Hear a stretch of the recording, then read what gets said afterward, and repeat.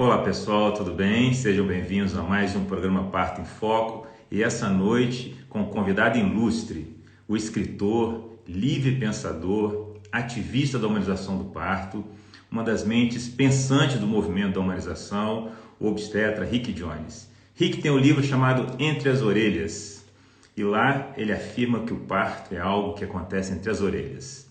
Então eu convidei o Rick para falar um pouco sobre a sua história, sobre a história desse livro, onde ele surgiu, como ele surgiu, e um pouco sobre todas as transformações que o Brasil vem passando nas últimas 2 décadas, principalmente em relação ao nascimento, né? Eu acho que Rick tem um pensamento muito à frente do tempo, ele tem um papel muito importante dentro da humanização. Eu acho que vai ser um encontro muito especial. Muito bom receber você, Henrique. Assim, eu fiz uma Obrigado. pesquisa aqui com os nossos seguidores, com profissionais que trabalham conectados aqui com o Instituto Nascer. Eu tenho uma história conectada ao Sofia Feldman. Assim, meus primeiros 10 anos de vida, eu estive lá com o João, com o Ivo, né? E depois eu fundei o Instituto Nascer e trilhei um caminho um pouco distante deles, mas muito conectado em todas as raízes que foram impregnadas. Então, eu sou filho dali também, né? E de toda essa transformação, né? Que o Sofia faz parte e que você também faz parte, né? Eu acho que é uma honra para mim poder conversar com você. Fiquei todo feliz quando você aceitou o convite. Estamos muito felizes de poder conversar sobre o livro, falar um pouquinho também da sua história, de como as coisas aconteceram para você. Eu também sou obstetra, né? Então, provavelmente você também passou por transformações, eu acho que em momentos distintos que o meu, né? Mas eu queria saber um pouco sobre isso. Primeiro, antes de a gente falar sobre o livro, né, que está aqui, ó, é um livro há muitos anos aqui comigo e tem alguns exemplares lá no Instituto. Às vezes eu ofereço para alguns casais poderem desfrutar também. Mas eu queria saber um pouquinho da história em relação à humanização do nascimento, à obstetrícia em si. Quando foi que ela chegou até você? Quando tudo isso passou a fazer parte da sua vida, assim? Me fala um pouquinho de você. Bom, essa é uma história comprida, mas eu vou tentar resumir assim. Durante a formação na Faculdade de Medicina, eu já fui um aluno bastante problemático, né? Eu já era um cara bastante diferente, assim. Eu me lembro que eu era muito diferente do ambiente onde eu estava. Primeiro porque eu fui pai muito cedo, fui pai aos 21 anos de idade. Então, eu entrei na residência de obstetrícia com 2 filhos. Tá? Então, aquilo era completamente diferente dos meus colegas que tinham 24, 25 anos e estavam começando a namorar sério. Tá? E eu tinha 2 filhos. E isso me oferecia uma bagagem afetiva, emocional, cognitiva, muito diferente do ambiente onde eu estava. As pessoas pensavam diferente de mim, tinham uma cabeça diferente de mim. Não só isso, porque eu casei muito cedo, eu trabalhei muito cedo, e trabalhei muito cedo em obstetrícia. Então, eu com 21, 22 anos, estava fazendo plantão em maternidade, fazendo plantão em pronto-socorro de cardiologia, de pediatria, de traumatologia, de doenças renais. Então, eu estava sempre circulando, assim, porque eu precisava trabalhar. Então, eu tinha muita experiência. Eu entrei na faculdade de obstetrícia, na residência de obstetrícia, eu já tinha mais de 200 partos atendidos.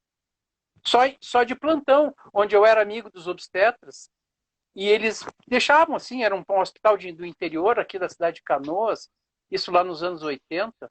Então eles diziam assim, não, fica aí, qualquer coisa tu me chama em casa. Eles todos moravam em volta do hospital, era um modelo bem de cidade do interior. Assim. Então eu cheguei na residência com esse tipo de bagagem. Mas quando eu comecei a trabalhar na residência, eu comecei a ter um choque muito grande, principalmente com as questões relacionadas à visão que a medicina implementava para o atendimento ao parto e que me pareciam profundamente complexas. Porque assim, ó, Uma das coisas que me chamava a atenção era o fato de que nós, obstetras, tratávamos pessoas que não são doentes, e não estavam doentes, e não deveriam se manter doentes. E que se tudo desse certo, a imensa maioria das pessoas passa por nós sem jamais experimentar a condição de paciente, ou a condição de doente, ou de enfermo. Então, é uma especialidade bastante diferente das outras especialidades, porque lidava majoritariamente com a fisiologia e não com a patologia. Por outro lado, toda a ênfase da Faculdade de Medicina recai sobre o tratamento de patologias. Isto é, a medicina tem essa característica marcante de ser intervencionista. Nós intervimos nas coisas para trazê-las de volta à retidão da fisiologia. Então, a gente opera uma perna quebrada, a gente retira uma vesícula, a gente opera um tumor no intestino, no cérebro, a gente faz cirurgias reparadoras após trauma. Então, sempre é uma invasão sobre o sujeito no sentido de restituir a sua saúde. E com a obstetrícia, essa lógica não fazia muito sentido, porque a obstetrícia não conserta as mulheres. O que a obstetrícia deveria fazer é cuidar para que nada se afastasse do projeto fisiológico de gestar e parir sem intervenção.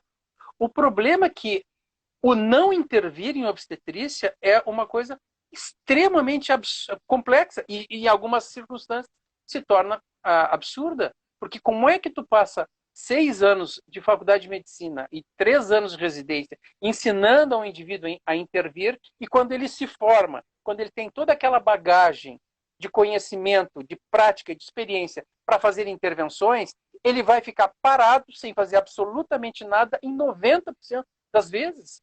Na melhor das hipóteses, 90% das vezes. Então, que profissional é esse? Que tipo de formação é essa? E o médico se sente absolutamente traído no sentido de não poder dar o melhor de si e toda a sua capacidade, tudo que ele aprendeu, quando ele se depara com uma gestante ou com uma parturiente. Então, isso produz nos médicos uma tentativa de forjar patologias no sentido de mostrar a sua capacidade. E é uma tendência natural de qualquer pessoa de fazer isso. Só que na obstetrícia é dramático, porque você acaba trazendo para os limites da patologia, da doença, da enfermidade, mulheres que necessariamente não deveriam estar ali dentro e deveriam ser tratadas de uma forma bem mais sem intervenção. O problema todo é que a medicina ela é masculina em essência, ela é fálica, porque ela é intervencionista, ela penetra. A medicina é fálica, ela vai lá penetrar no sujeito doente e vai tentar fazer o processo de cura. O contrário acontece com a enfermagem, por exemplo. A enfermagem é feminina e a enfermagem ela age no sentido de acolher o sujeito e permitir que, através desse acolhimento, ele possa restituir o seu processo de homeostase. Então, do ponto de vista do parto, muito cedo eu fiquei com essa ideia na minha cabeça. Eu acho que essa não é uma especialidade para o parto normal não é algo que deva ser feito por uma pessoa treinada em intervir. O parto normal deveria ser realizado pelas pessoas que são treinadas em não intervir, em dar suporte, em estar atento, em obstare e estar sempre ao lado daquela mulher vigilante no sentido de descobrir qualquer tipo de alteração, qualquer fuga da rota natural da fisiologia do parto. Mas não é o que a gente vê na medicina contemporânea. E muito cedo eu vi isso. Eu era residente e eu comecei a ter crises existenciais muito sérias, no sentido de olhar para aquilo e dizer assim, não, só um pouquinho. O que a gente está fazendo aqui é completamente equivocado. Não é para ser assim que as mulheres sejam tratadas. Elas são tratadas dentro de um centro obstétrico como se estivessem dentro do centro cirúrgico, onde elas têm um tumor na barriga e nós vamos fazer o máximo possível para retirar aquele tumor e curar essa mulher. Esta é a mentalidade, mesmo que de forma inconsciente, é assim que se postam os obstetras. E isso gerou em mim uma crise muito severa, a ponto de eu ter aquela ideia de eu não posso trabalhar aqui. Eu não tenho condições de trabalhar dentro dessa especialidade. Eu não posso ser o atrapalhador de partos. Com perdão da expressão, o empata foda de partos. O cara que chega, enxerga um parto e diz assim, eu vou fazer tudo quanto é possível para atrapalhar e para destruir aquilo que a fisiologia, nos últimos 200 mil anos, só da nossa espécie, planejou para que acontecesse de uma forma tranquila. Não, mas eu vou entrar aqui e vou intervir e vou fazer um monte de coisa, usando uma falsa justificativa de que eu estou tentando ajudar essa mulher, quando, na verdade, o objetivo da especialidade é se fazer importante do ponto de vista social. Eu vou intervir e vou dizer para todas as pessoas que têm que intervir para salvar vidas, quando isso não é verdade. A Robbie Davis-Price sempre dizia uma frase: sempre que você escuta médicos dizendo em nome da segurança, escutem em nome do controle. Os médicos estão lá para controlar as pacientes. E aí eu comecei toda uma rota, né, a partir, mesmo dentro da residência. Dentro da residência eu já comecei a me portar de uma forma muito, muito, muito bizarra e comecei uma trilha completamente diversa, contrária a tudo aquilo que eu tinha aprendido. No começo, essas coisas aconteceram até de forma espontânea e não planejada, e, digamos assim, a trilha que eu estava seguindo, eu não entendia muito bem o que eu estava fazendo. Eu só tinha uma sensação vaga de profunda inconformidade, assim, tem alguma coisa errada aqui. Tem uma coisa bastante errada na assistência às mulheres. Tem alguma coisa que nós estamos fazendo que está fazendo com que um processo como esse, normal, dentro da fisiologia, planejado geneticamente para as mulheres fazerem, que se torna extremamente complexo. Não, tem alguma coisa errada. E não é por causa das mulheres. É por causa da intervenção intempestiva que o sistema, através dos médicos, mas não é só o médico, todo o sistema, todo o hospital, toda a enfermagem, toda a cultura pune as mulheres, trazendo para elas a ideia de que o seu corpo é defectivo, falho, incompetente, incapaz, e que, portanto, nós médicos somos os responsáveis para consertar um organismo deveras mal feito, porque foi submetido à crueldade de uma natureza madrasta. E veja bem, essa é a visão que é ensinada para nós sem palavras. Não precisa dizer dessa maneira. Apenas reforçar constantemente as patologias, os desvios, os erros, os problemas, os maus resultados, etc., para dar a entender que bom parto é um horror e a gente tem que estar lá com ambulância e com oxigênio, com tudo, porque afinal de contas isso é uma coisa terrível e assim por diante. Olha, eu desconfiava dessa questão. Por exemplo, logo depois que eu me formei, eu comecei a fazer plantão em periferia. E tinha um hospital aqui de periferia de Porto Alegre, que é o hospital, fica 20 quilômetros aqui de Porto Alegre, que eu ia lá fazer plantões das sextas-feiras. O que eu fazia? As pessoas diziam assim para mim: não, tu tem que fazer. E, aliás, essa foi uma discussão que eu tive com meu pai, que foi muito interessante. Tem que fazer episiotomia nas pacientes, sabe por quê? Porque tu tem que abrir o períneo da mulher para o bebê poder passar, porque se tu não abre, o períneo dela vai romper de uma forma absolutamente errática e ela vai ter muitos problemas em função desse períneo. E comecei a fazer plantão e disse assim, e com essa ideia, e eu perguntava para os meus professores, veja bem, isso é meados dos anos 80, não tinha internet ainda. Eu perguntava assim, tá, mas onde é que tem um trabalho que me mostre isso? E os meus professores diziam assim, não, tá cheio de trabalho aí mostrando a importância da episiotomia. E nunca ninguém me trouxe nenhum deles.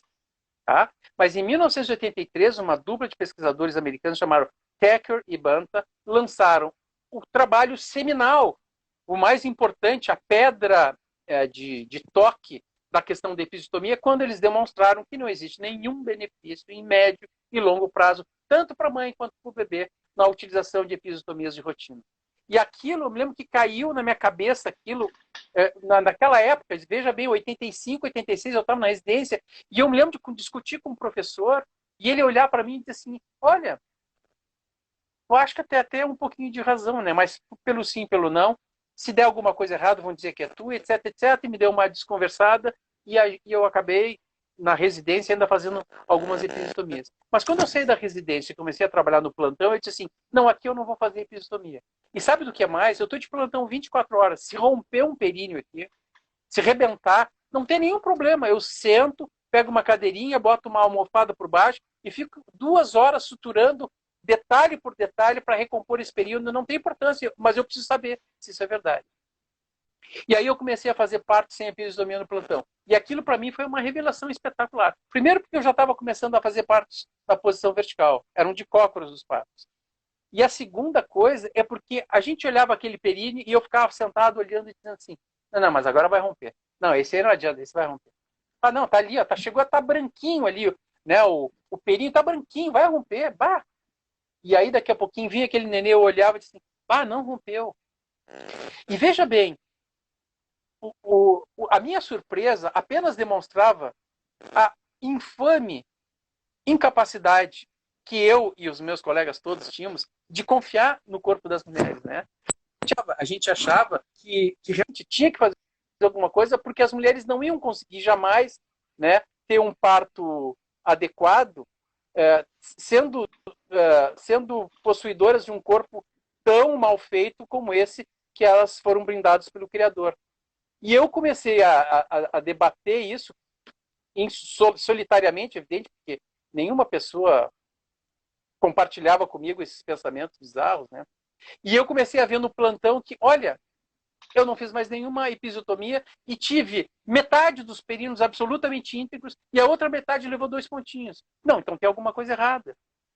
E aí eu disse assim, o que está errado? É a questão da episiotomia? Não, a questão da episiotomia é simplesmente o que é mais aparente. A questão da episiotomia simplesmente é aquilo que a gente faz todo dia e é mais fácil de comprovar. Mas tem muitas outras coisas erradas na assistência ao parto e que a gente não está dizendo, ou não está vendo, ou tem medo de anunciar, né? A gente fica com medo de dizer que o rei está nu, né? E o rei é o rei essa divindade que governa a obstetrícia através de uma imposição de um saber masculino sobre o corpo das mulheres.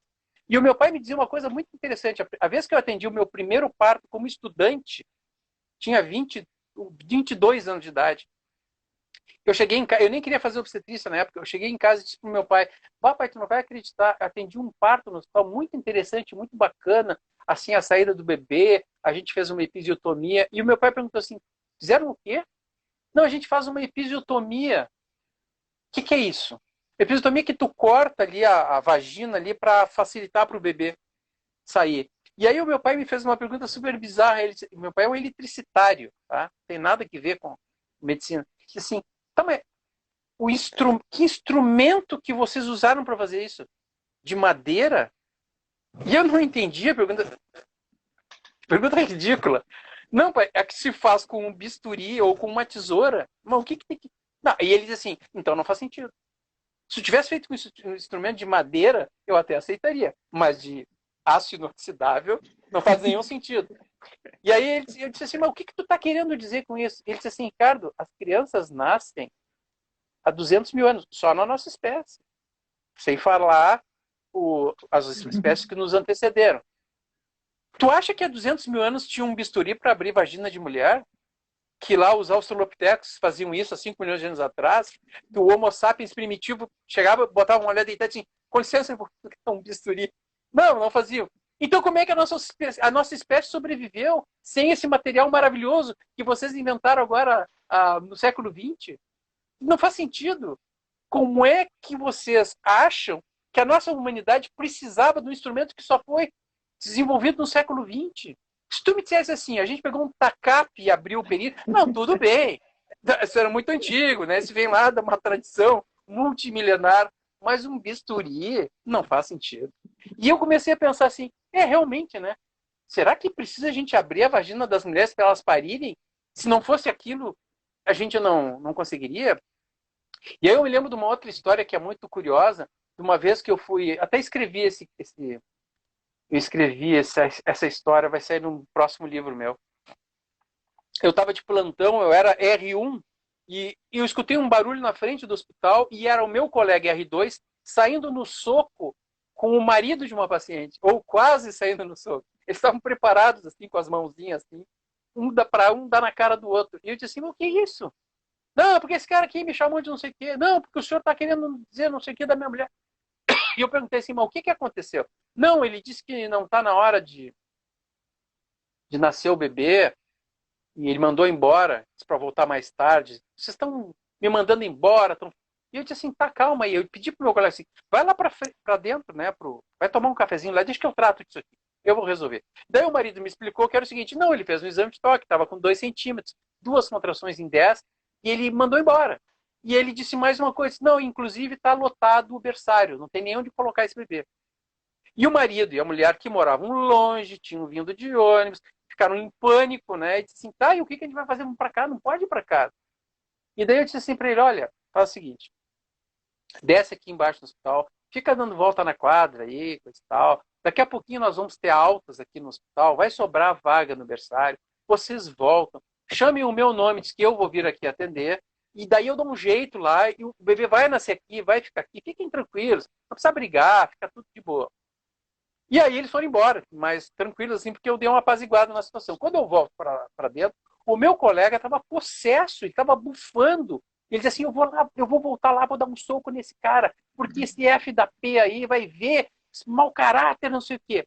E aí ele estava tão louco, tão brabo, que ele olhou para mim e disse assim, olha aqui, Ricardo, tu vai ver, esse cara aqui vai chegar aqui às 4 da manhã, eu vou botar lá no último quarto, lá na ponta.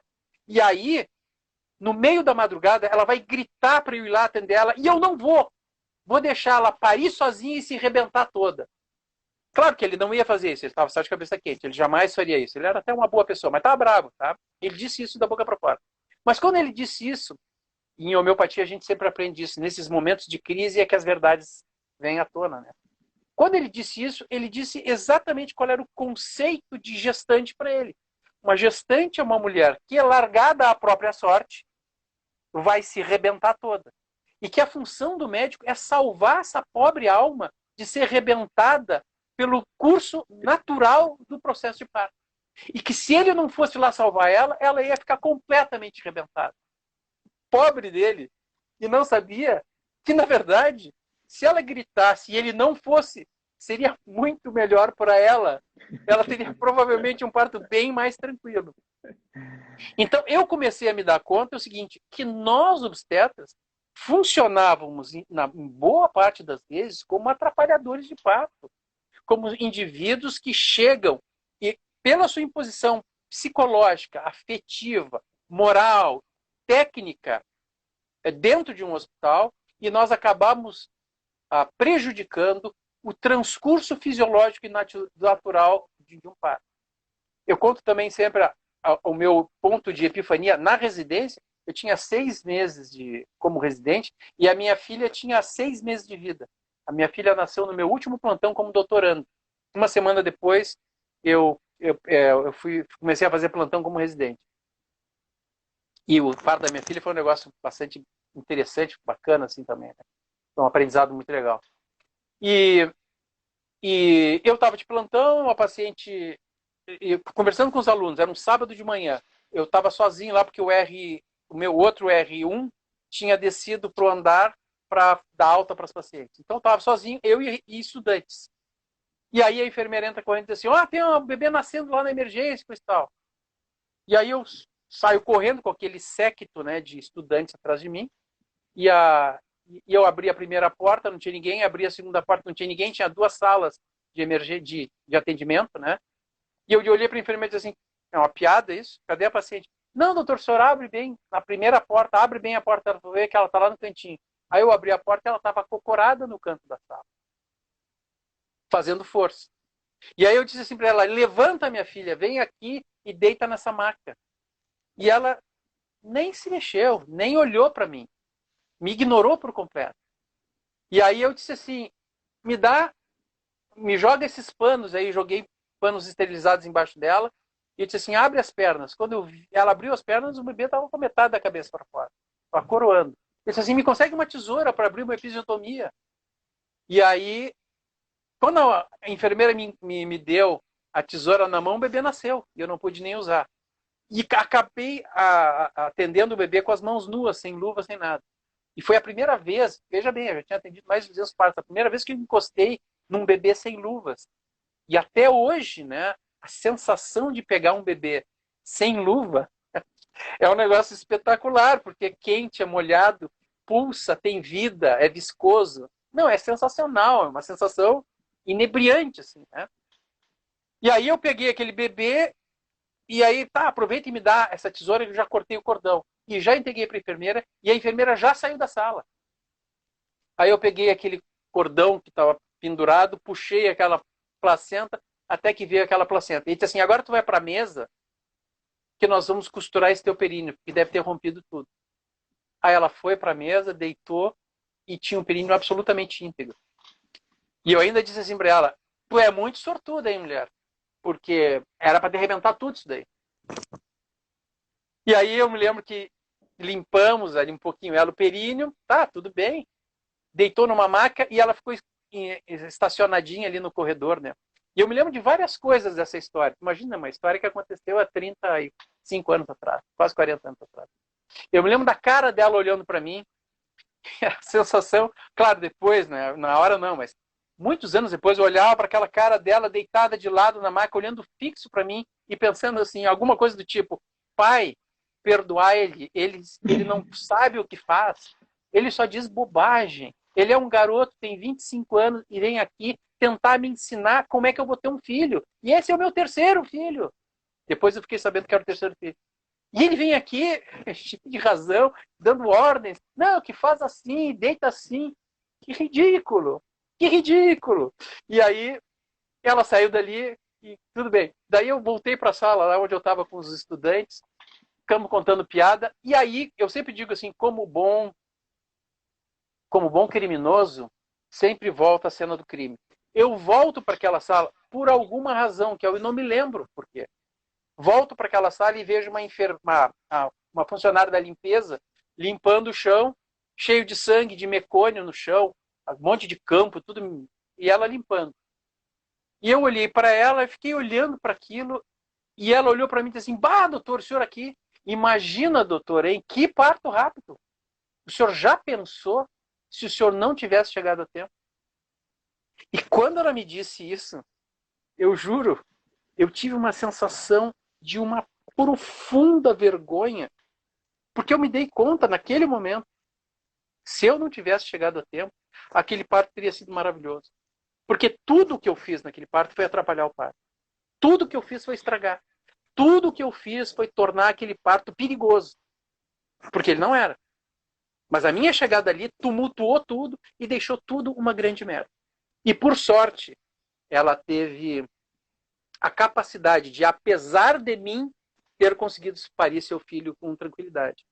Mas muitos anos depois eu escrevi essa mesma história, só que pela perspectiva daquela mulher. E é uma história super bacana.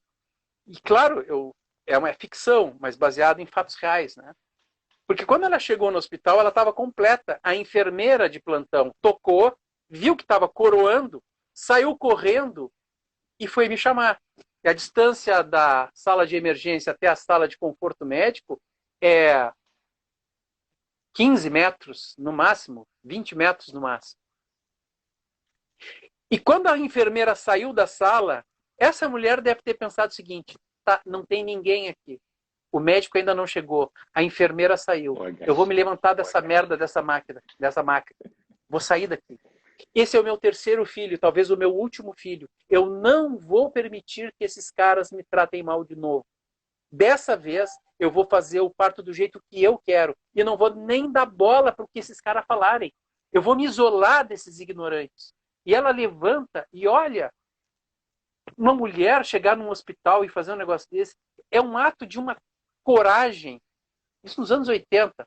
O movimento feminista estava recém começando. É um ato de uma coragem que eu me emociono quando eu penso uma mulher que se levanta e enfrenta a ordem médica. Levanta, dá 3 passos, encosta as costas na parede da sala, bem na ponta, fica de cócoras e diz assim, daqui ninguém me tira. Aí entra aquele doutor lá, esbaforindo, minha filha, não sei o quê. E ela diz assim, vai te ferrar, meu.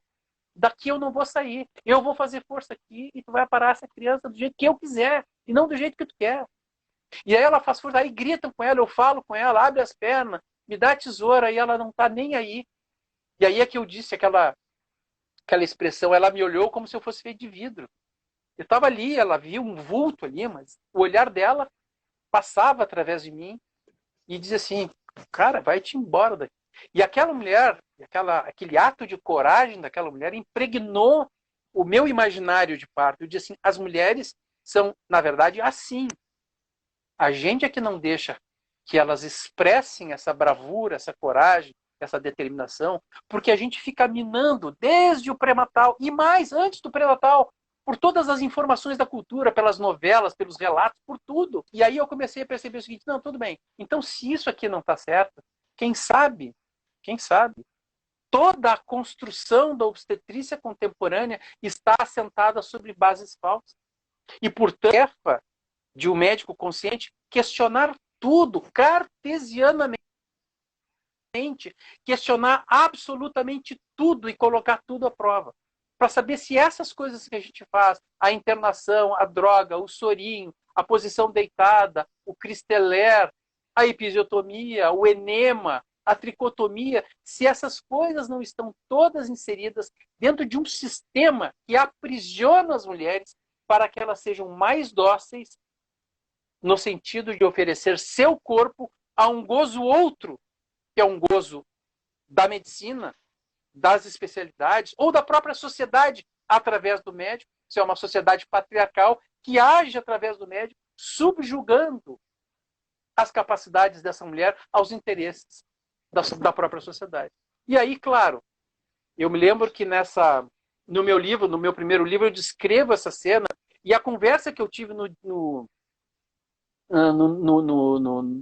dia seguinte com o meu colega, ele me disse assim, tá, cara, tudo bem, eu entendo o que tu está dizendo, mas se tu fizeres isso, esteja preparado para o pior.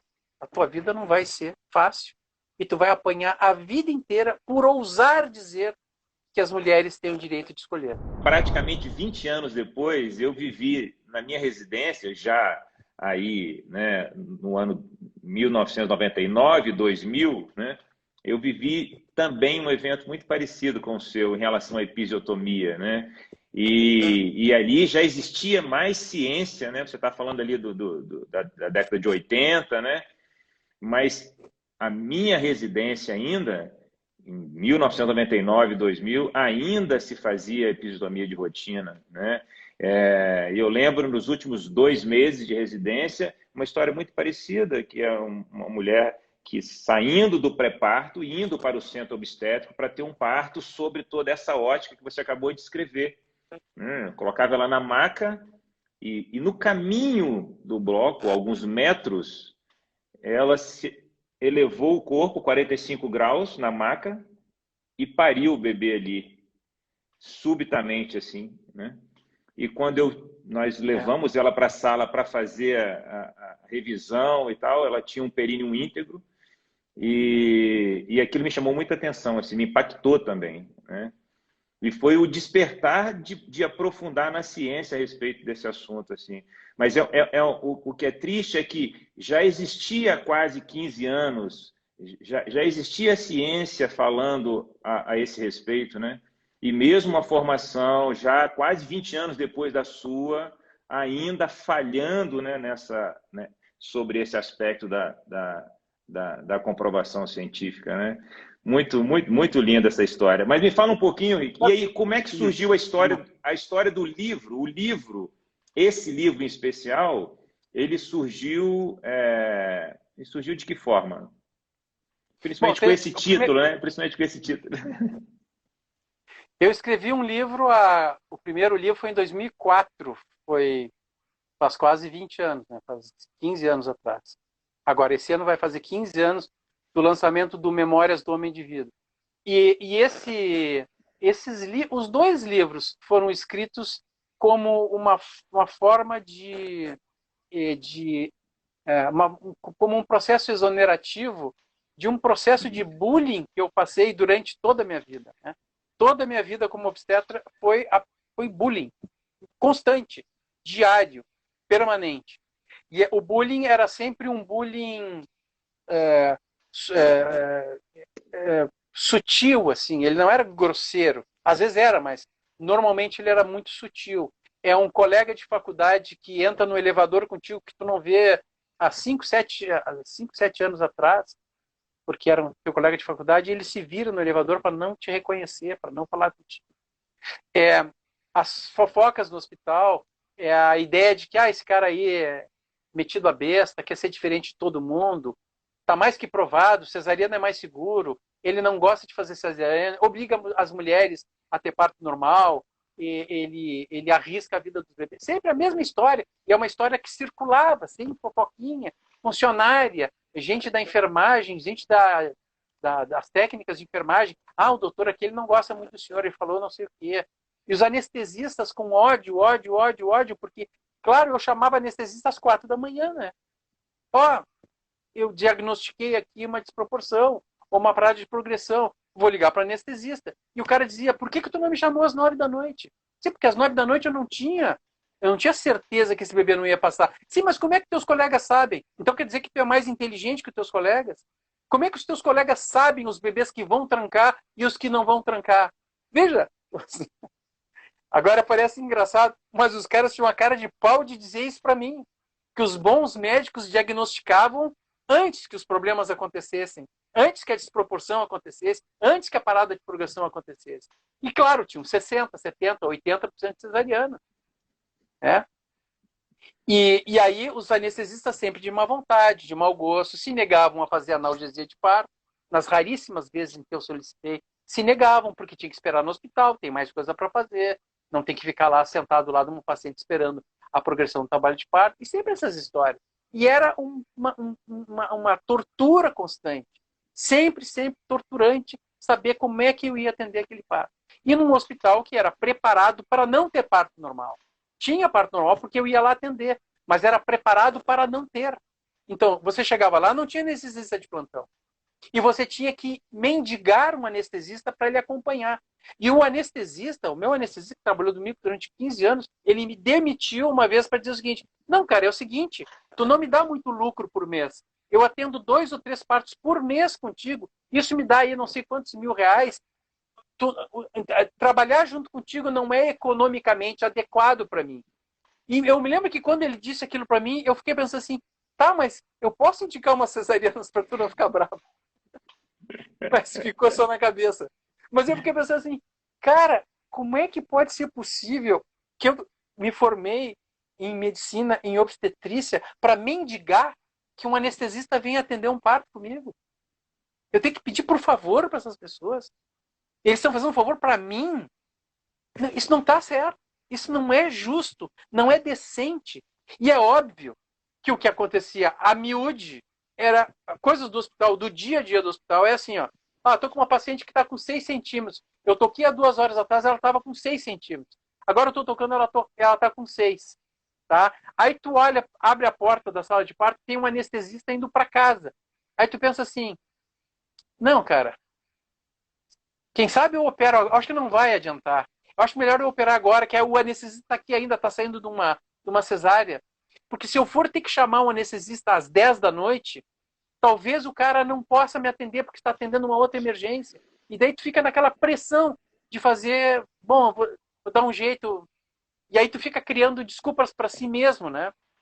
Então, assim, não, eu acho que realmente não ia dar certo. Não, as amigas minhas que diziam assim, ela não tem prefiro para parto normal, não. Essa aí não ia conseguir mesmo. Ela estava muito fechada, o corpo fechado. Não, cara. É o sistema.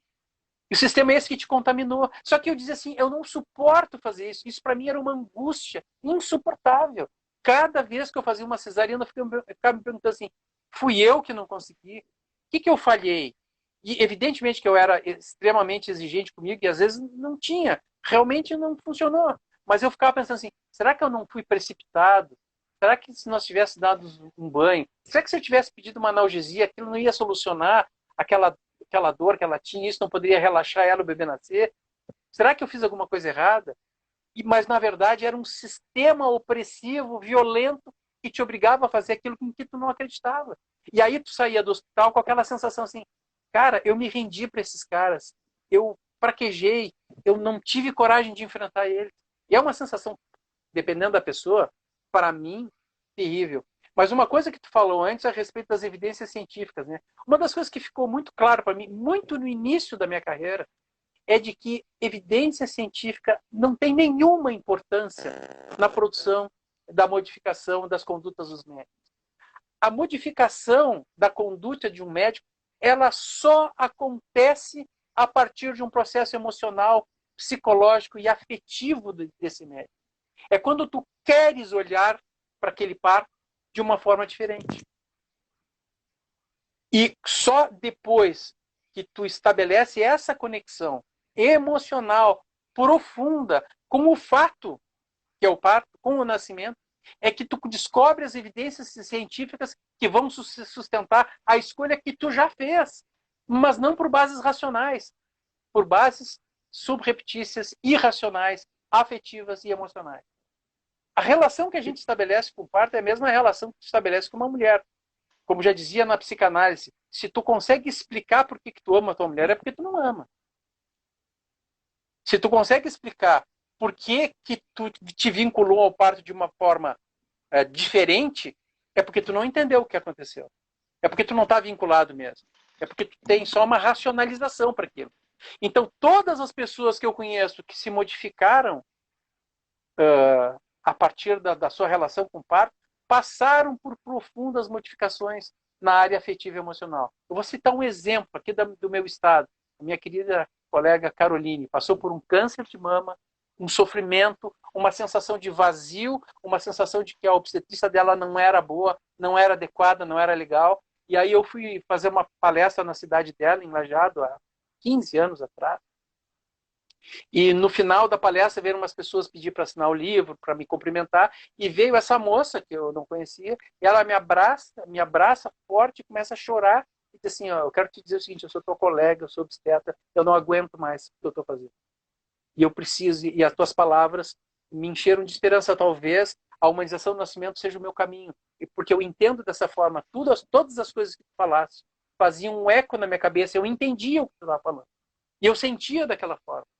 E ela acabou se transformando e hoje é uma grande obstetra que trabalha com humanização do nascimento. Mas veja bem, o processo dela foi igual de todos os outros. Profundo, tristeza, uma sensação de abandono, uma perda de sentido naquilo que estavam fazendo, porque achavam verdadeiramente que estavam sendo violentos com as mulheres, que aquilo não satisfazia a sua visão de parteiro, né, de obstetra, de dizer assim, cara, eu tenho que ajudar essas mulheres, eu não tenho que ganhar dinheiro, eu não tenho que fazer cirurgias, eu não tenho que mostrar, eu não sou o protagonista desse processo, o protagonista é a mulher, quem quer ser protagonista vai ser cirurgião cardíaco lá, salva vidas, faz transplante, salva as pessoas, tudo bem, eu acho maravilhoso isso, mas quem quer ser obstetra precisa dar esse mergulho nessa humildade essencial, porque sem ela não funciona, e diz assim, eu não sou o protagonista. O protagonista é essa mulher. E eu vou estar simplesmente ajudando ela a que ela possa brilhar. Eu vou apenas refletir o brilho que emana de uma mulher tendo seu filho. Então, nesse processo, eu percebi o seguinte, se não for através desse modelo de pensamento, dessa forma de enxergar a realidade, não adianta. E veja bem, no nosso território da humanização do nascimento, tu já deve ter conhecido, Emerson, pessoas que dizem assim, eu acho legal isso aí que vocês estão falando aí. Achei bacana isso aí. Parte normal, né? Vou fazer isso aí. Vou fazer. E essas pessoas não têm nenhuma vinculação. Elas achavam que era um nicho de mercado. E elas resistem, às vezes, alguns meses. E na primeira contrariedade, alguns poucos meses depois, ela diz assim, não, isso não é para mim. Não. Muito complicado. Eu já recebi lá uma cartinha lá do diretor do hospital, veio me perguntar, eu não estou aí para me incomodar. Eu tenho meus filhos para criar, eu estou pagando a prestação do carro.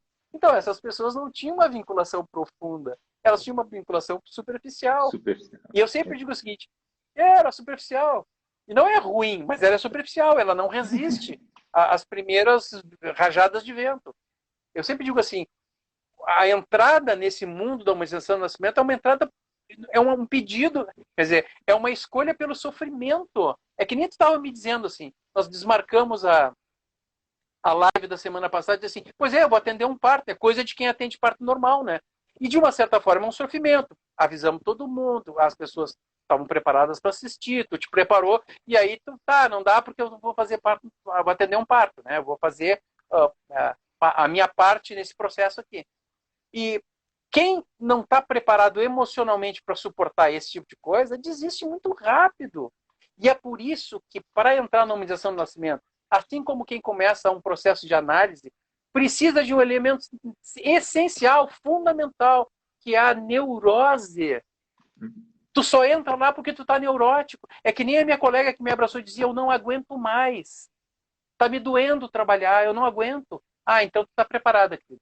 Então tu vai conseguir suportar as pedradas que tu vai levar, porque tu não aguenta mais. E eu me lembro de pessoas, amigos meus da psicanálise, que me dizem assim, o cara chega lá assim, eu vou fazer esse negócio aí de, como é que é? Psicanálise, né? Porque eu tenho muita curiosidade com o meu inconsciente. E os psicanalistas dizem assim, cara, vai-te embora. A tua curiosidade não vai sustentar a porrada que tu vai levar quando tu te deparar com a podridão do teu mundo inconsciente.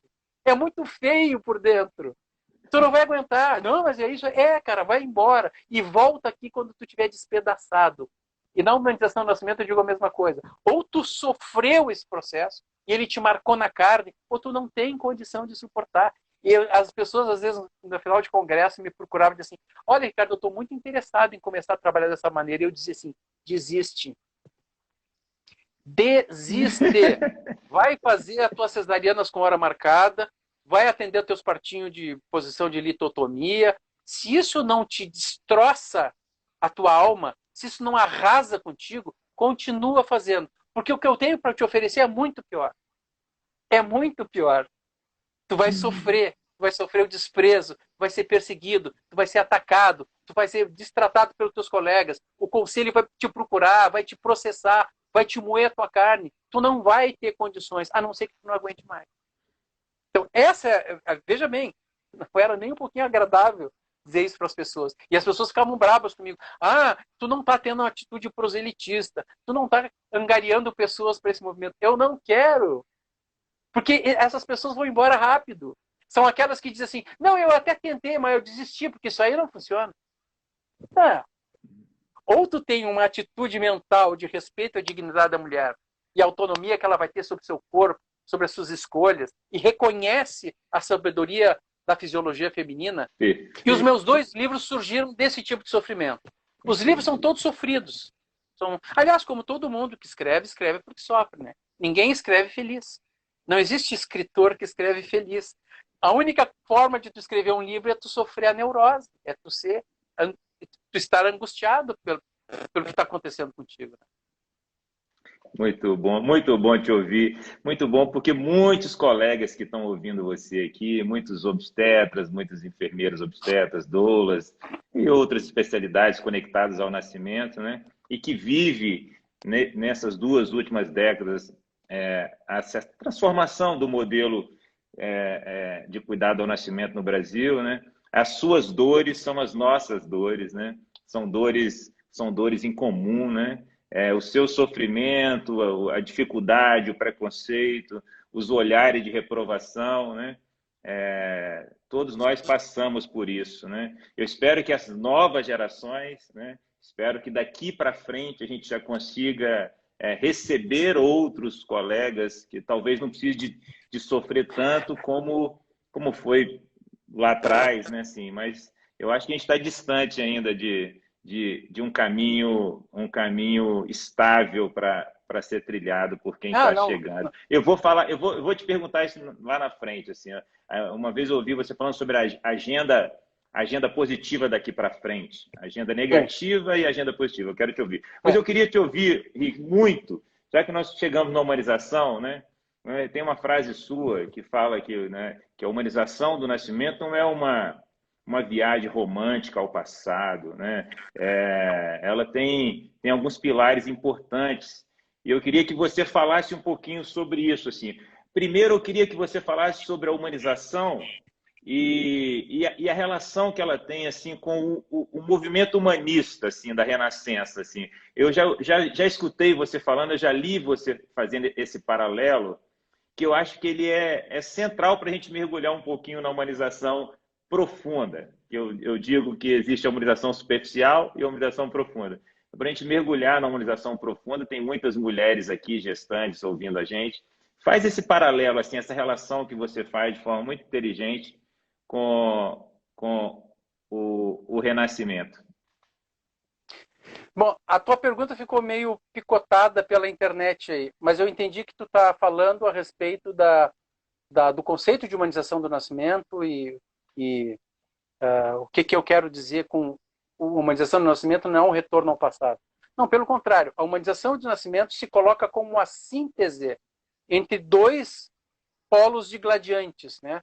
Que é, de um lado, a vis medicatrix naturae, isso é, não é a fisiologia, é assim mesmo, deixa acontecer, vai nascer igual, a fisiologia tem que ser obedecida. E do outro lado, a intervenção intempestiva e exagerada sobre o processo fisiológico do nascimento.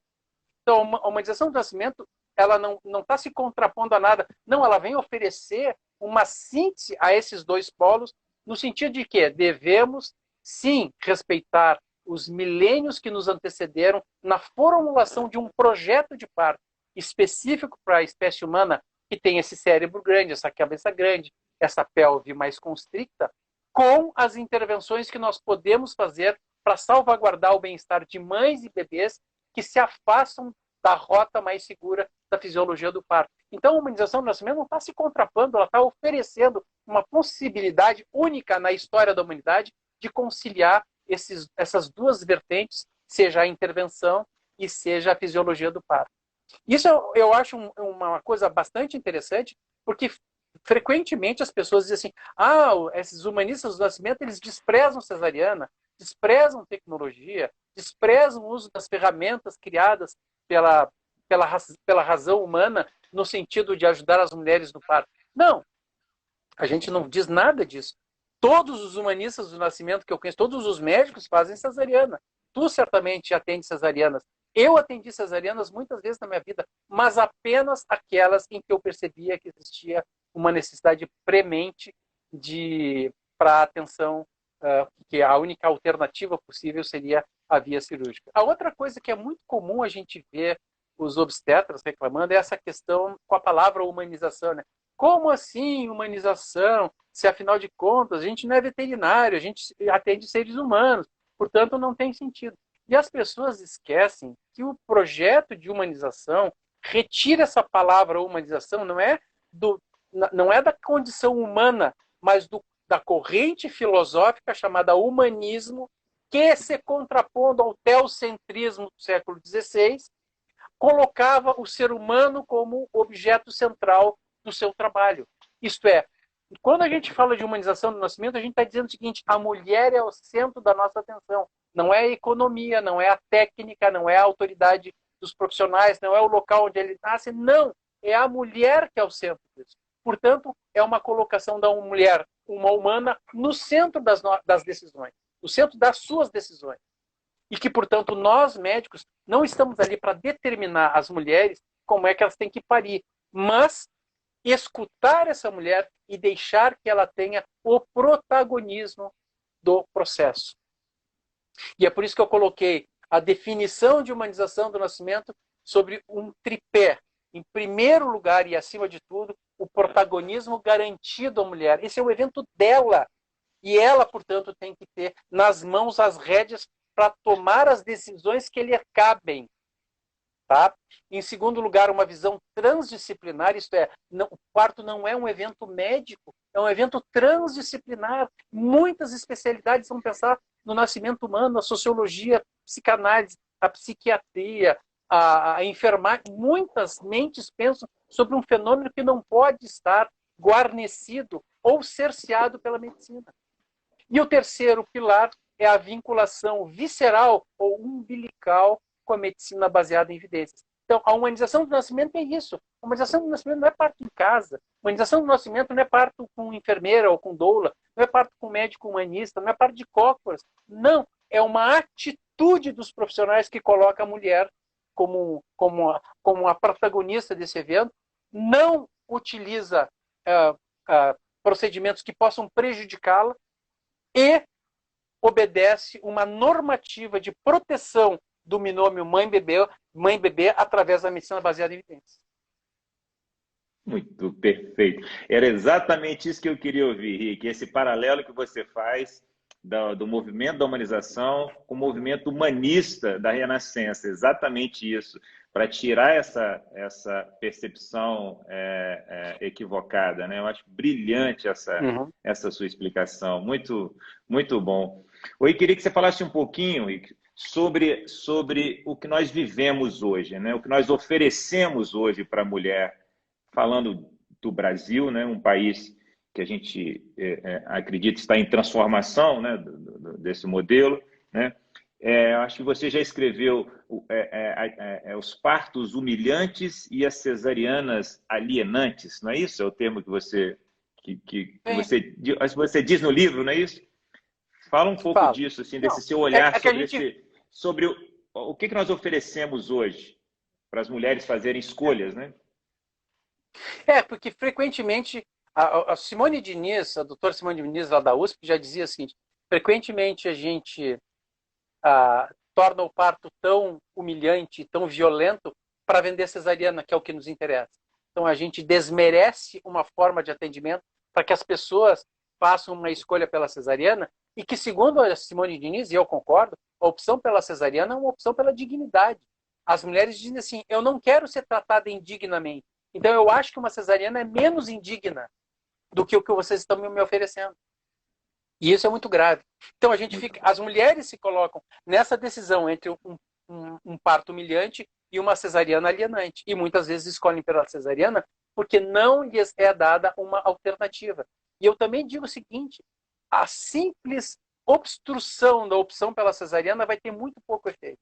Se diz assim, ó, nosso hospital aqui proíbe médicos de fazerem muitas cesarianas, ou vai lá e pune médicos que fazem muitas cesarianas. Não é esse o caminho, porque esse é um caminho punitivista, né? O punitivismo é uma corrente ideológica completamente furada. Não funciona para droga, não funciona para um monte de coisa, não vai funcionar no parto.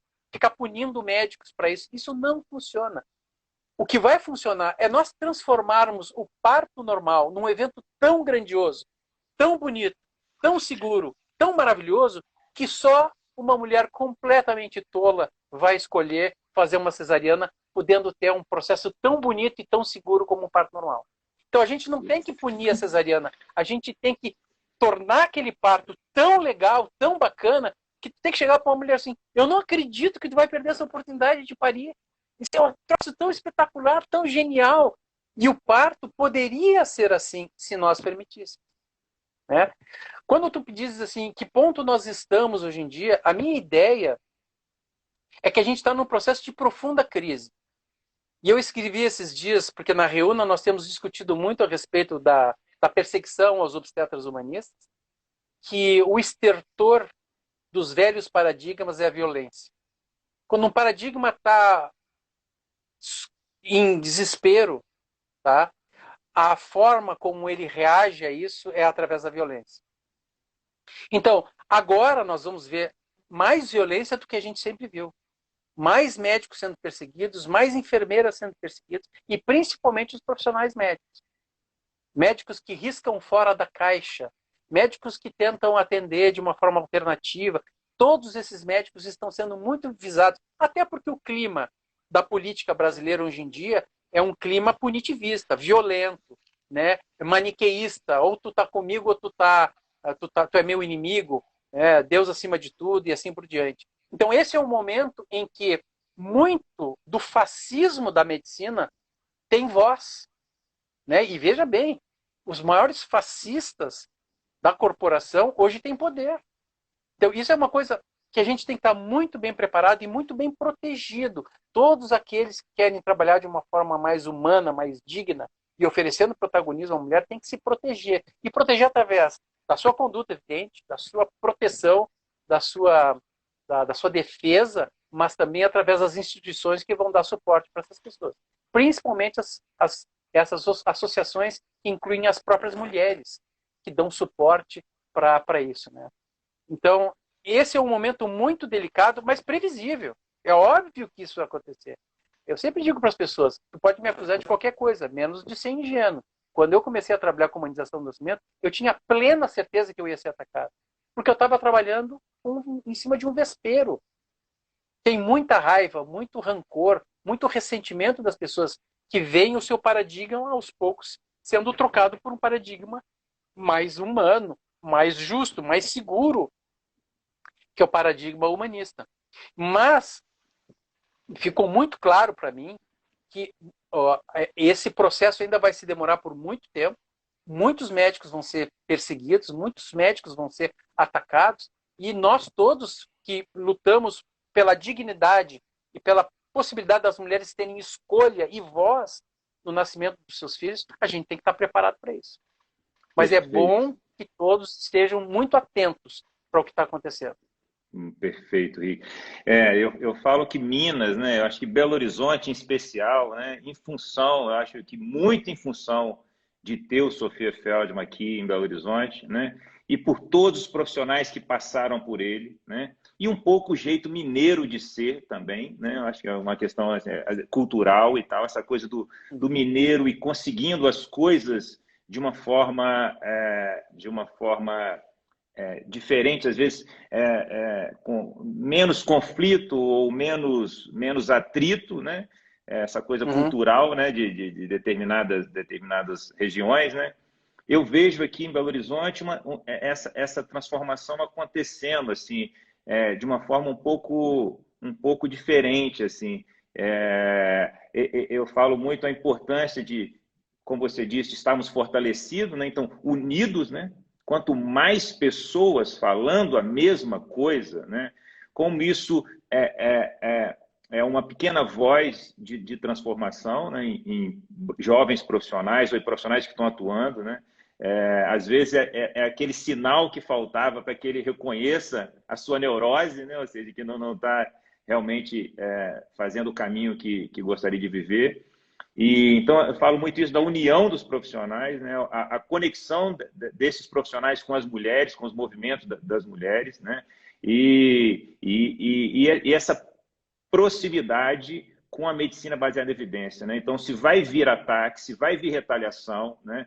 Eu tenho 20 anos de formado, né? Os primeiros 10 anos no setor privado foi de muita retaliação também, desses olhares e tal, né? Mas Uhum. é importante estar lá dentro do sistema mudando ele, né? É Sem importante dúvida. estar lá Mas veja fazendo bem, o que essa eu vejo mudança, de né? diferencial é, o que eu vejo de diferencial em Belo Horizonte é o trabalho pioneiro de Sofia Feldman, de pessoas como João Batista, o Dr. Ivo, e todos os outros, o Lucas, todos esses caras que batalharam, né? E a residência, nós temos aqui excelentes residências egressas do Sofia Feldman, o Edinho, que é um grande amigo meu que trabalha aí, e, e ontem mesmo me ligou porque estava com saudade, a gente bateu papo, conversou. Então, é por causa dessas pessoas pioneiras e que, se tu perguntar para o doutor Ivo, ele vai te dizer que, olha, ele levou porrada anos e anos e anos a fio, mas ele tinha aquele coração comunista como o meu e de dizer o seguinte, olha, cara, é o seguinte, isso aqui é um marco na história do Brasil, nós vamos levar isso aqui adiante. Isso aqui é a nossa bandeira, a dignidade das mulheres, um parto mais humanizado. Então, isso é que eu acho muito bacana. E é claro que as pessoas de Belo Horizonte hoje podem trabalhar com mais calma, porque lá atrás teve gente que levou Claro, muita porrada. E assim, claro, eu acho, o que eu digo para as pessoas é o seguinte: eu não reclamo das porradas que eu levei, eu acho que eu sabia que isso ia acontecer, mas eu espero que a partir daqui eu possa ter servido como boi de piranha que passou na frente, levou todas as mordidas, para que o resto da boiada possa passar com mais tranquilidade e com menos agressão e menos violência. Então eu acho que perfeito. isso é uma coisa muito legal do legado que essas pessoas deixaram, né? Eu vejo lá para trás o Moisés Paciornik, o Hugo Sabatino, todos aqueles caras que batalharam lá, os dinossauros, como eu chamo, que eu cheguei a conhecer, muitos deles, e eu fico pensando assim, pô, esses caras levaram paulada, né? Imagina, o doutor Moisés Paciornik, quando falava de par de cocas, era debochado em tudo que é lugar. Imagina, botar que nem índio, parto de índio, etc. Mas esses caras foram pioneiros, levaram muita paulada, mas eles fizeram com que a ideia do parto pudesse lentamente ser modificada, principalmente a partir da ressignificação desse fenômeno para as mulheres e a partir delas para a própria sociedade. Isso é, a sociedade que a gente quer criar é uma sociedade calcada sobre o empoderamento e o engrandecimento da figura das mulheres nessa sociedade. Se a gente não faz isso com um parto, não tem oportunidade melhor na vida de uma mulher para ela se empoderar do que no nascimento dos seus filhos. Perfeito. Muito bom, muito boa essa fala, linda demais. Ô, Rick, me fala um pouquinho sobre essa questão do Brasil, né? Assim, obviamente, a taxa de cesariana é uma questão importantíssima, né? Mas só diminuir taxa de cesariana não é o bastante, né? Então, é muito importante que a gente faça essa reflexão muito mais profunda do que apenas taxa de parto normal e cesariana. Não adianta a gente diminuir as taxas de cesariana oferecendo partos mal vividos, né, também. Fala um pouco sobre esse seu olhar sobre isso, nesse cuidado que nós devemos ter nesse momento de transformação, né, que pode ser, até, eu falo há muitos anos isso, pode ser perigoso, né? Não, eu acho que, eu sempre disse isso. Se, por exemplo, a gente colocasse um presidente aí, digamos, estou brincando, tá? A Daphne agora foi eleita presidente do Brasil, tá? E aí a Daphne assim, aqui ó, e ela jamais faria isso porque ela é uma mulher muito inteligente. Vamos acabar com essa farra aí da cesariana, tá proibido. Bom, aconteceria guerra civil e desastre, tá? Porque a taxa de cesarianas é só um sinalizador do descalabro que acontece. Mas tu diminuir taxa de cesariana é passar massa corrida na parede rachada. O sistema ele é violento por si. E não é à toa que tantas mulheres da classe média escolhem fazer cesarianas. Ou se deixam levar pelas indicações falsas de cesariana. Porque elas querem evitar os maus tratos que frequentemente acontecem na atenção ao parto. O nosso parto ele continua sendo violento porque essa sociedade é violenta com as mulheres. Seria bizarro tu imaginar que uma sociedade é tão violenta com as mulheres, mas no parto elas são bem tratadas. Não faz sentido. A violência contra a mulher vai se expressar em todos os compartimentos da sociedade, em especial no momento onde ela está tão fragilizada como a atenção ao parto. Então, é natural que aconteça isso. Então, a gente tem que mudar a sociedade como um todo. E quando a sociedade mudar como um todo, a taxa de cesarianas vai cair naturalmente, sem legislação, sem pressão, sem nada.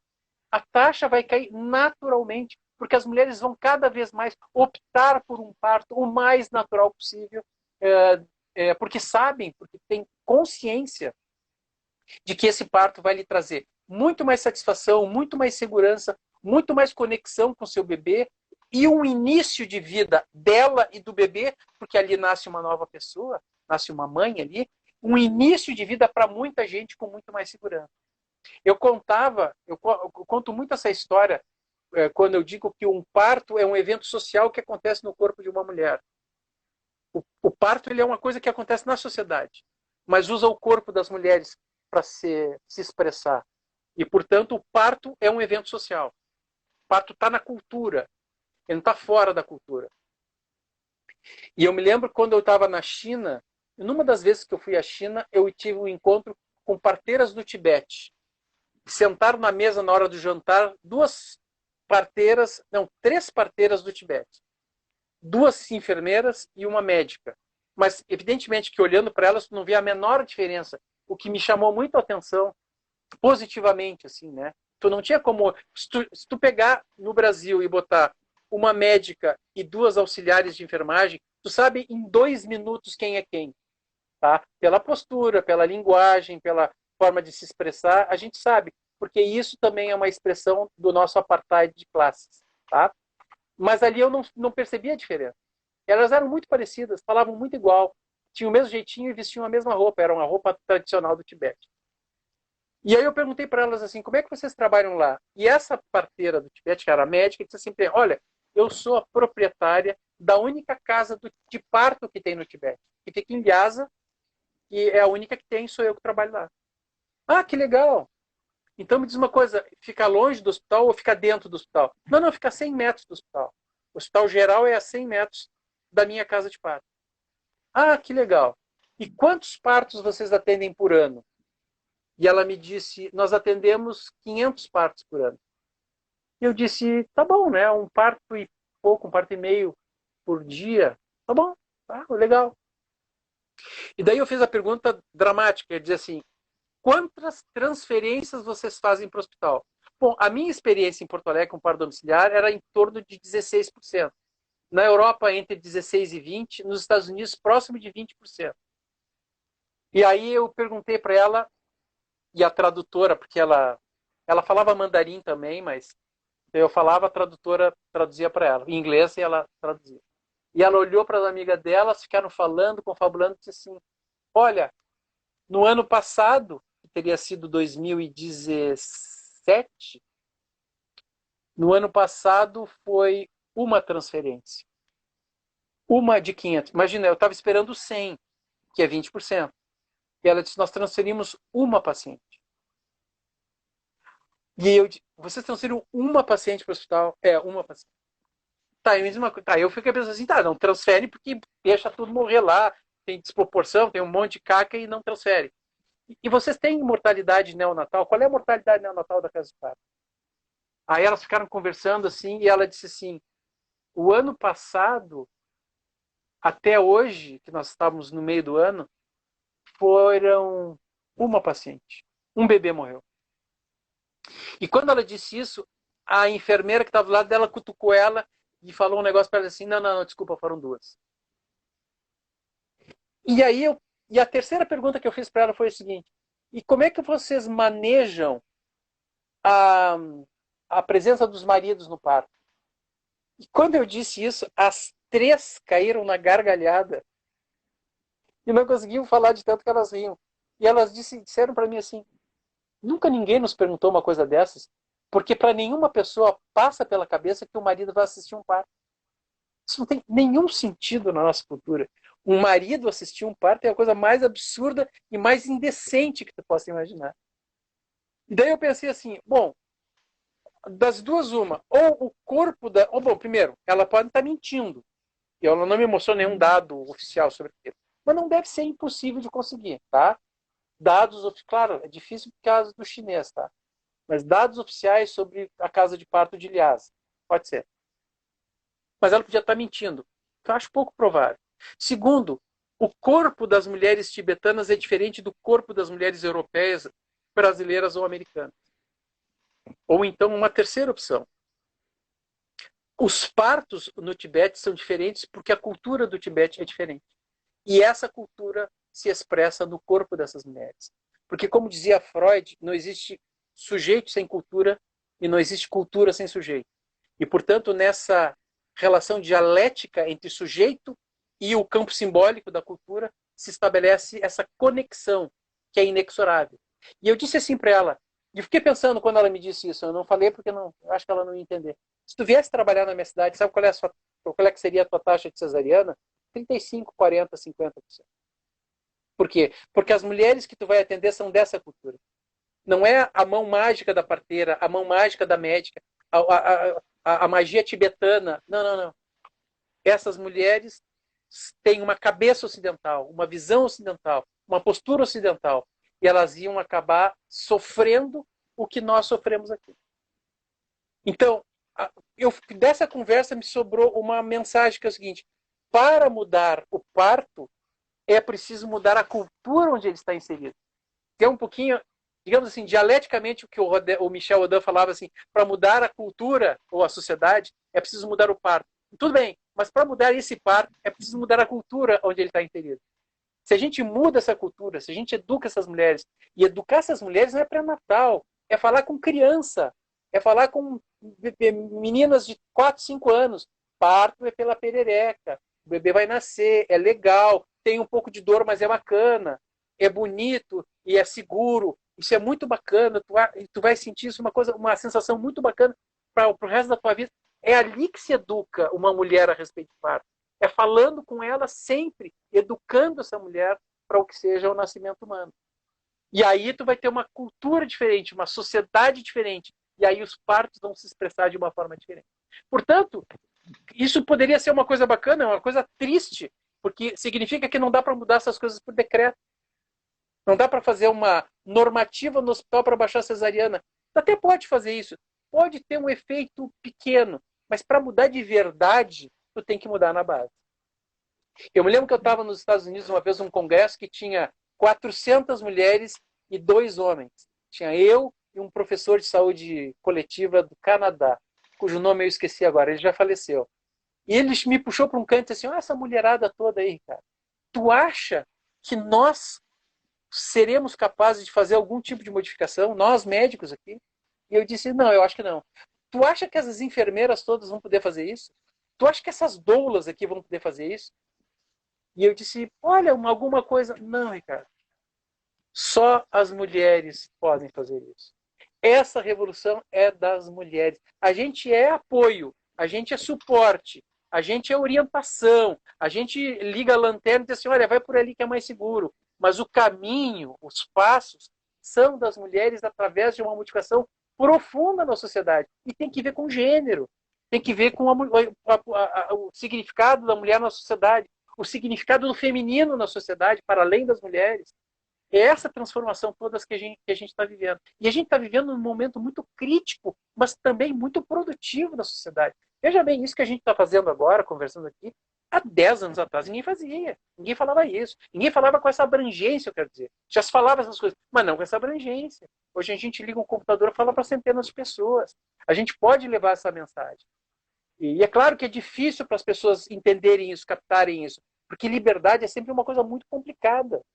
Falar de liberdade, falar de protagonismo, falar do direito de parir com decência, né? Ou pelo direito de nascer direito.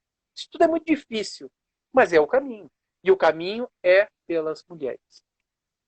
Perfeito, que lindo, muito lindo.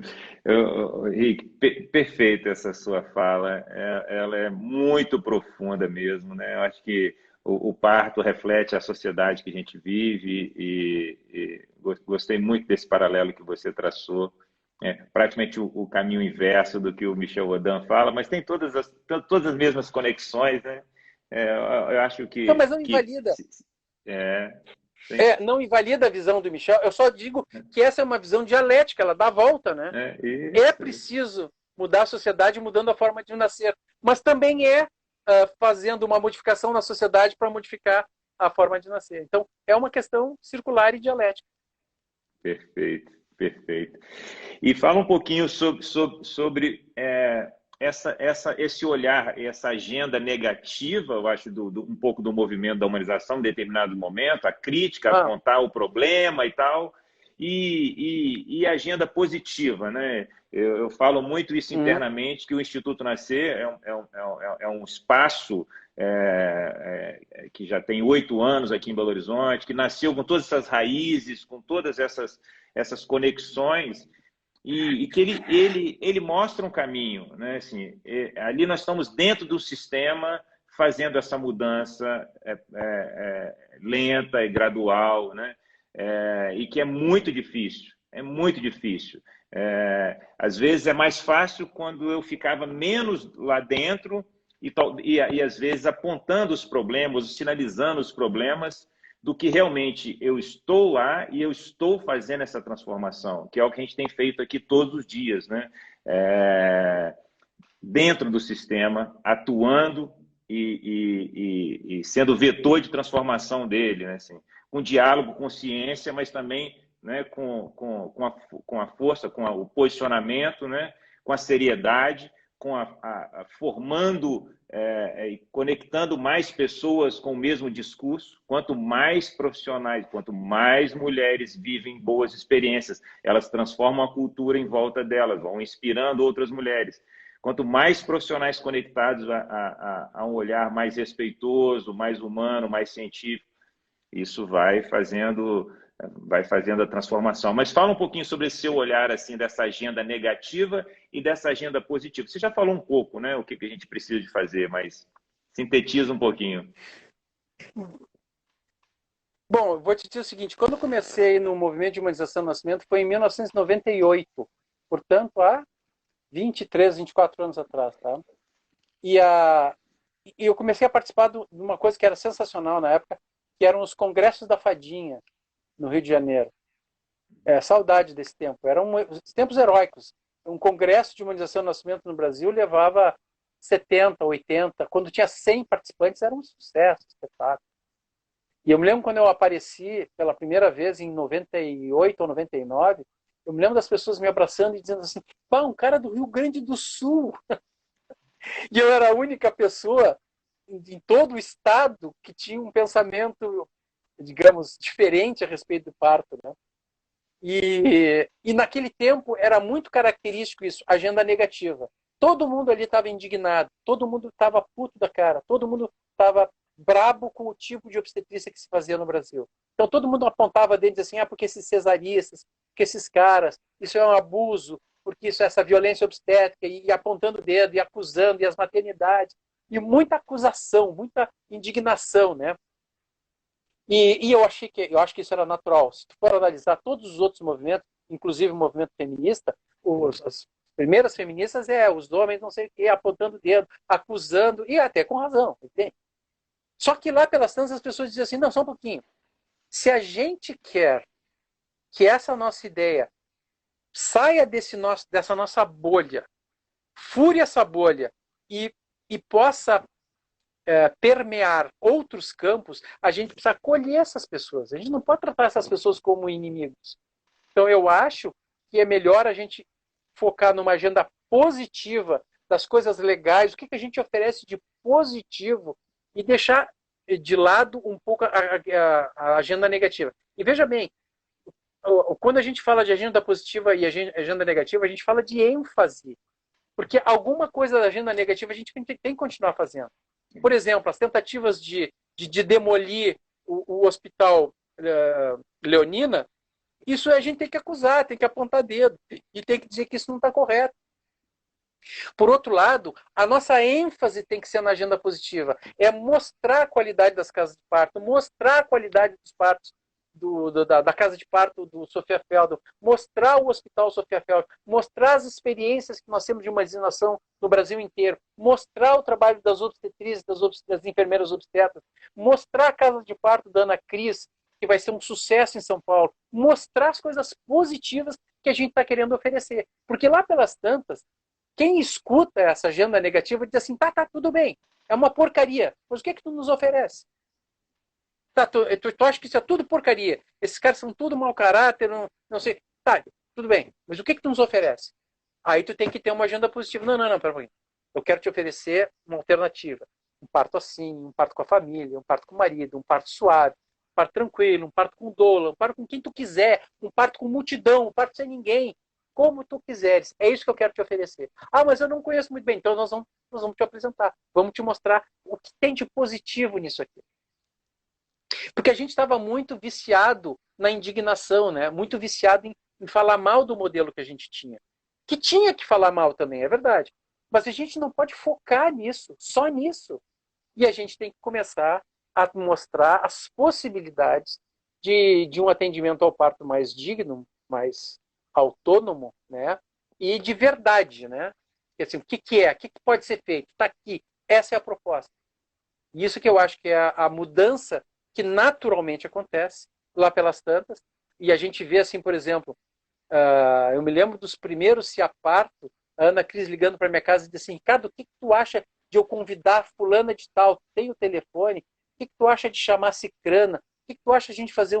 Vê, hoje em dia, infelizmente a pandemia interrompeu isso, mas tinha 2.000 profissionais e um monte de médico no CIAPAR. Um monte de médico indo para lá e dizendo assim, cara, eu quero escutar esses malucos falando. Eu quero ver o que eles têm para nos dizer. Esses caras têm alguma coisa para dizer. Eles têm uma perspectiva que é muito rica. E eu acho que eu mereço conhecer essas coisas. Então a gente está mudando, veja bem, mostrando um congresso positivo. O que você pode fazer, como é que você pode trabalhar. E com algumas críticas, evidente que tem que acontecer. Mas a ênfase é a positividade. Eu acho que essa é uma transformação natural e necessária e muito benfazeja para qualquer movimento, em especial o movimento de humanização do nascimento.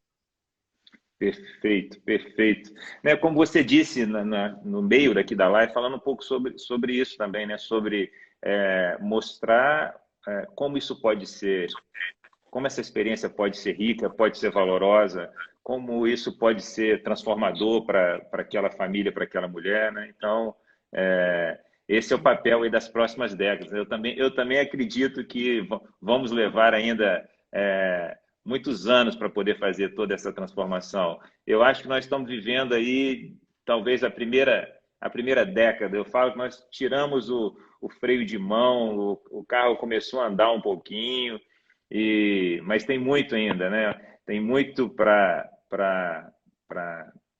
para ser modificado ainda, mas histórias como a sua, né, trabalhos como o seu, falas como a sua, os seus livros, a sua história, e uma enormidade de outros colegas obstetras, enfermeiros obstetras, doulas, instituições, né, que fazem um trabalho de vanguarda, ou seja, falar à frente do seu tempo é sempre um grande desafio, assim, né? Eu acho que você está tendo o prazer de acompanhar isso, ver essa transformação, né?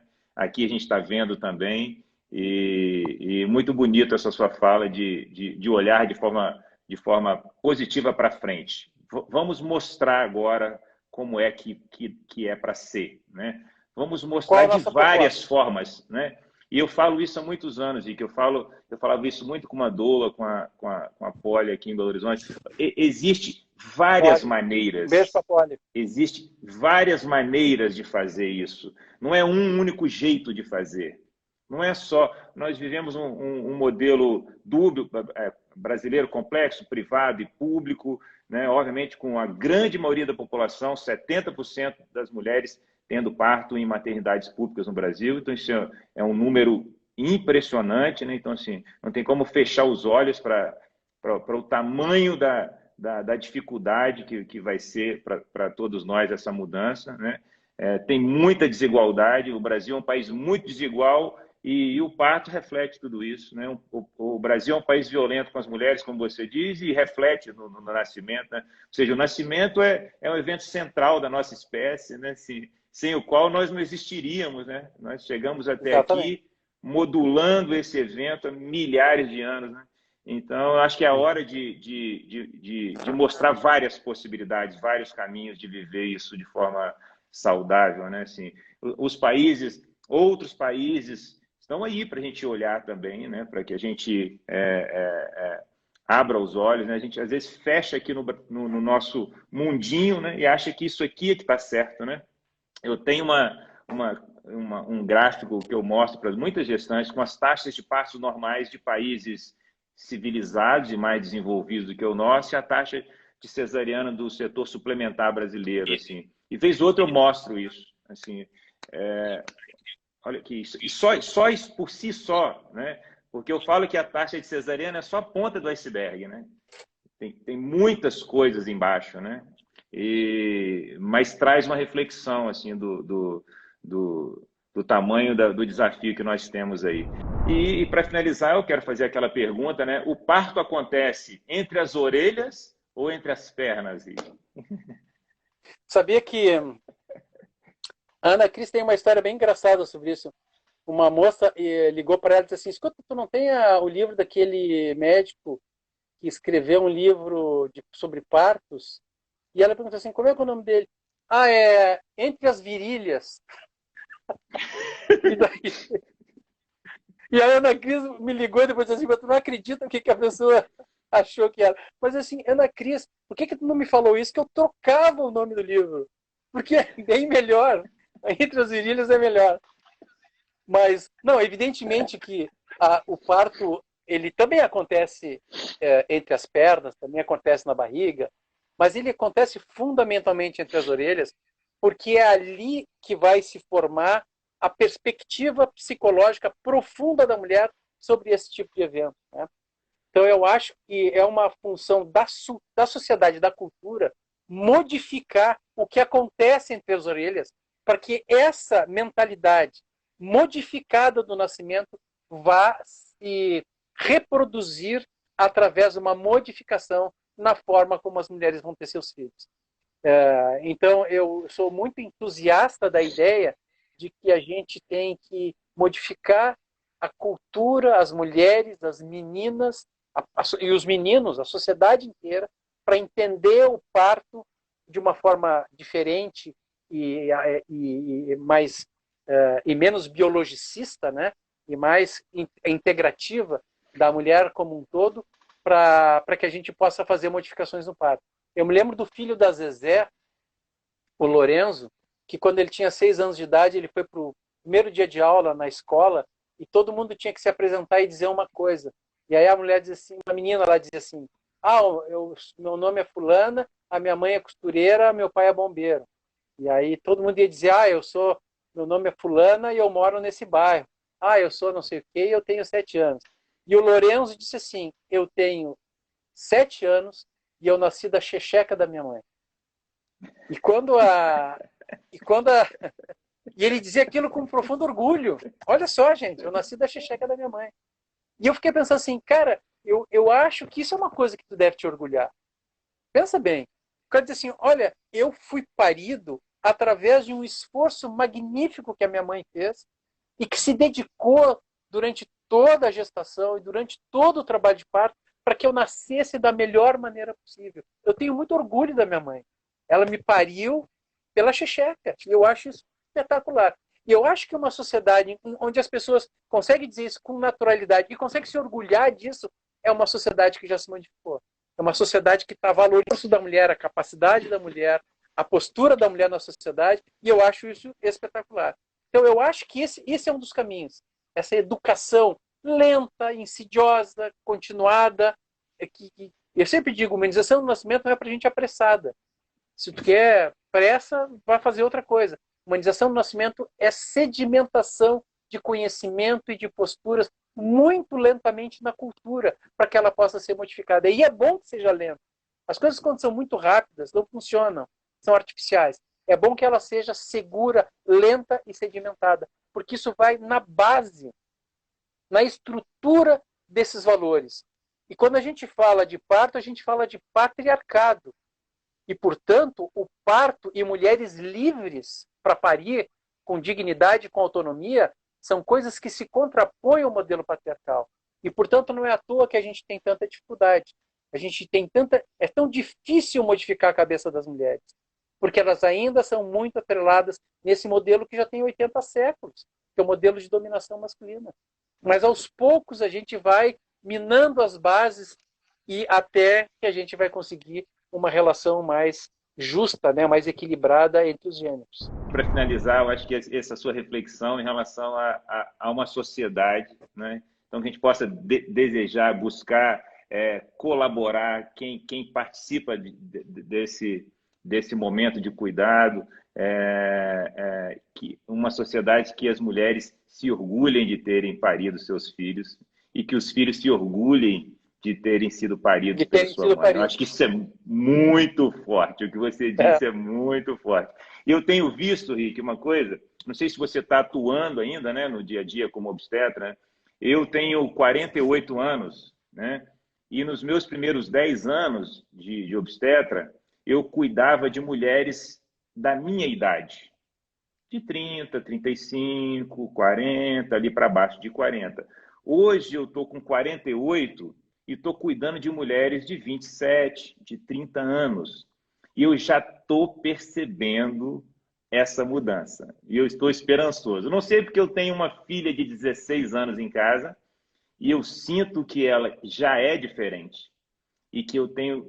Claro que ela está influenciada dentro da minha casa, mas eu estou percebendo as mulheres que eu estou cuidando agora, de 27, 25, 29 anos, já com uma cabeça modificada pela cultura que ela está inserida. E fez todo sentido tudo que você disse.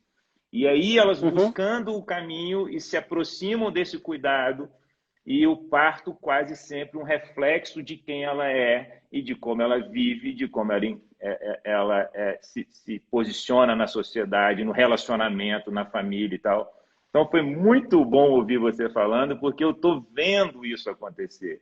Eu estou percebendo agora, cuidando de mulheres de uma geração diferente da minha, mais jovens, quase que 20 anos mais jovens do que eu, né? Acho que isso vai ser muito interessante, observar essa transformação.